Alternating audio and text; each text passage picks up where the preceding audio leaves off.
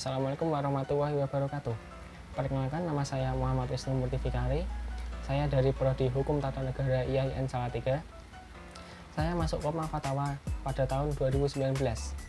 Di sini saya akan menjelaskan tentang alur pendirian dan legalitas koperasi sebagai salah satu rangkaian acara dari Training of Trainer Kopma Fatwa 2020.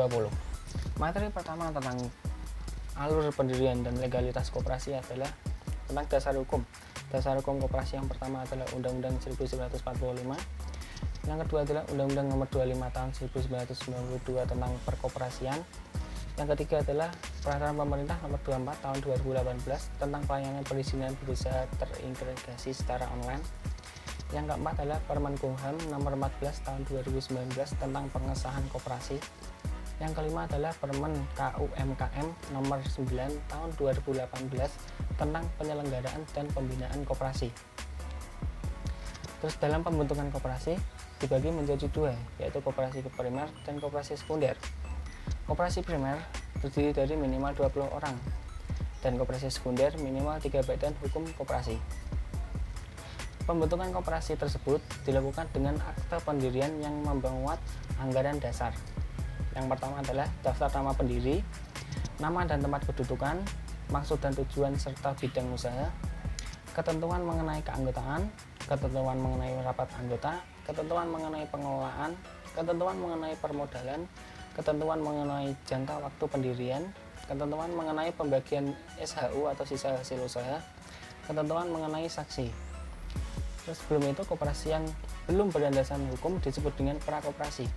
Pengelolaan prakoperasi dimaksud untuk memantapkan aspek kelembagaan, administrasi, akuntansi, dan peningkatan kinerja usaha koperasi dan aspek permodalan. Pengelolaan prakoperasi dilakukan 1-2 tahun.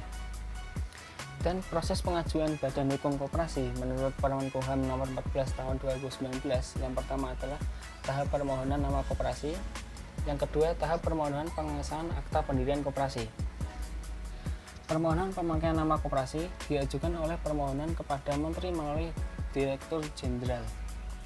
Yang kedua, permohonan berdiri atas para pendiri atau kuasa para pendiri yang memberikan kuasa kepada notaris.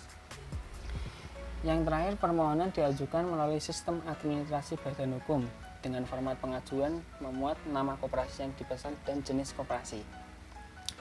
Persyaratan nama koperasi terdiri dari paling tidak sedikit kata setelah frasa koperasi dan jenis koperasi, ditulis dengan huruf Latin, belum dipakai secara sah oleh koperasi lain, tidak bertentangan dengan ketertiban umum atau kesusilaan, tidak sama sekali atau tidak mirip dengan lambang negara, lambang pemerintah, lembaga internasional kecuali mendapat izin dari lembaga yang bersangkutan.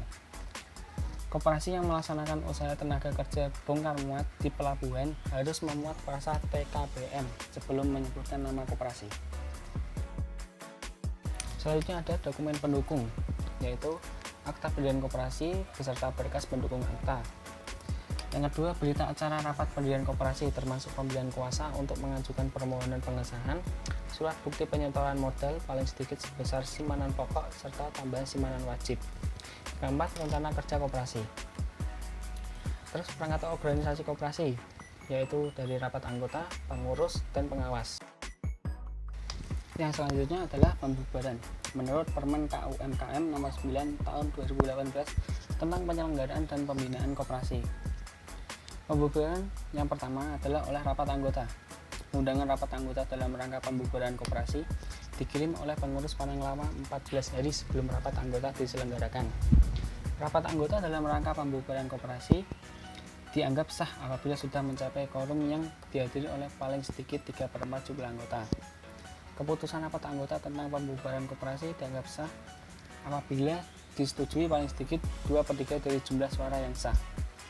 Keputusan rapat anggota tentang pembubaran koperasi wajib membentuk tim penyelesai. Tim penyelesai melakukan pekerjaan penyelesai dalam rangka 2 tahun sesuai dengan ketentuan dalam anggaran dasar koperasi.